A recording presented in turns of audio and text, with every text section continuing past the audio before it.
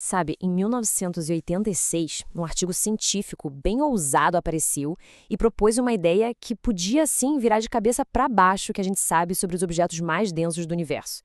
E se a forma mais estável de matéria que existe não for o ferro, que está aqui sobre os nossos pés, mas algo muito, mas muito mais esquisito? Então, vamos começar essa análise com uma pergunta que parece simples, mas não é. Se a gente pudesse pegar toda a matéria do universo e deixar ela se acomodar no seu estado de energia mais baixo possível, sabe? O estado fundamental absoluto, o que sobraria no final? Pois é, a resposta que a gente costuma aprender nos livros de física talvez não seja a história completa. A resposta de verdade pode estar escondida lá no coração de estrelas mortas, numa forma de matéria que, olha, desafia completamente a nossa intuição. Ok, vamos mergulhar nisso. Nossa jornada começa com um objeto cósmico que já é um extremo por si só, a estrela de nêutrons. Elas são basicamente os núcleos colapsados de estrelas gigantes. A densidade é uma coisa absurda.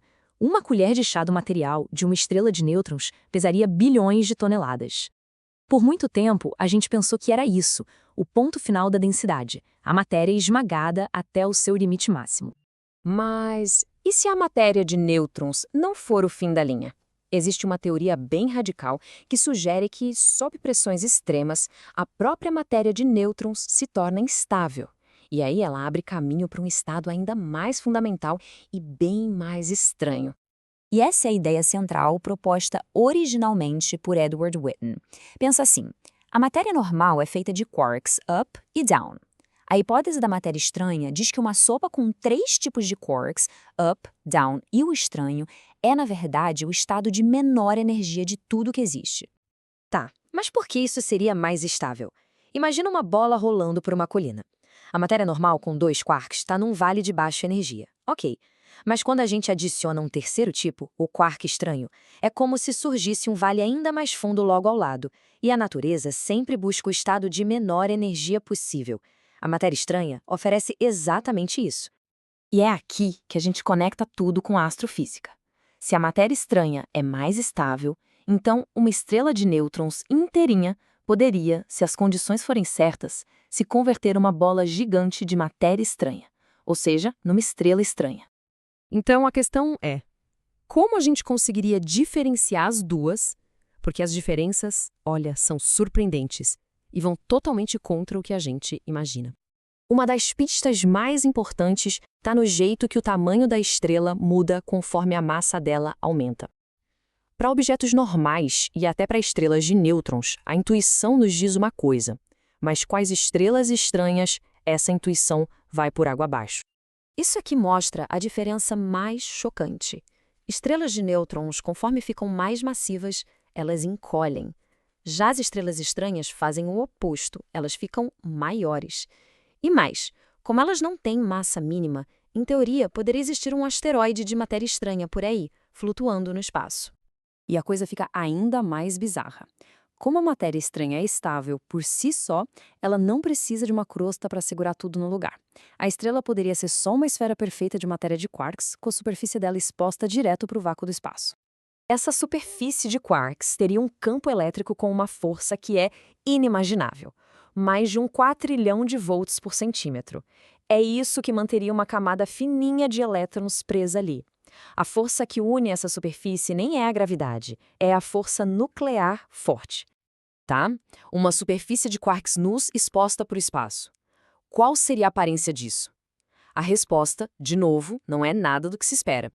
Essa superfície de quarks é uma péssima emissora de luz de baixa energia. Sabe o conceito de corpo negro que absorve e emite radiação perfeitamente? Pois é, a superfície de quarks seria o oposto. Ela refletiria quase tudo. O resultado seria uma esfera espelhada, prateada, um objeto quase perfeitamente reflexivo no céu. Isso nos leva à próxima grande pergunta. Se as estrelas estranhas são tão estáveis, por que o universo ainda teria estrelas de nêutrons? Ou será que não tem? A conversão de uma estrela inteira não é uma coisa simples. Precisa de um gatilho, sabe, uma faísca para começar uma reação em cadeia que transformaria os nêutrons em matéria estranha. O artigo original descreveu várias possibilidades, né? A conversão poderia começar lá no núcleo superdenso, ou ser disparada pelo calor de uma supernova, ou até mesmo por um neutrino com muita energia. Mas a ideia mais fascinante para mim é a última. Um pedacinho de matéria estranha caindo numa estrela de nêutrons e convertendo ela inteira. Um processo que os autores apelidaram de Gelo 9, em homenagem ao livro do Kurt Vonnegut. Tudo isso é uma teoria sensacional, mas e aí? Como é que se prova isso? Como a gente pode achar uma dessas estrelas no cosmos? E aqui está o grande problema. A maioria dos pulsares que a gente consegue medir tem mais ou menos uma 1,4 vezes a massa do Sol. E acontece que, justamente nessa massa, o raio de uma estrela estranha e o de uma estrela de nêutrons são praticamente idênticos. Olhando de longe, elas seriam quase impossíveis de diferenciar. Mas tem um fenômeno bem interessante que pode ser uma pista. Alguns pulsares, de vez em quando, aceleram a rotação deles do nada. Nossas melhores teorias culpam o comportamento de nêutrons superfluidos dentro da estrela para explicar isso. Só que uma estrela estranha não tem nêutrons superfluidos. Então a existência desses glitches é um enorme quebra-cabeça para a hipótese da matéria estranha. E a gente termina com a frase final e bem arrepiante do resumo do artigo. A possibilidade de que todos os objetos que a gente chama de estrelas de nêutrons sejam, na verdade, estrelas estranhas disfarçadas. Uma ideia que transforma o que a gente pensava ser o fim da linha em um começo totalmente novo. E muito, muito estranho.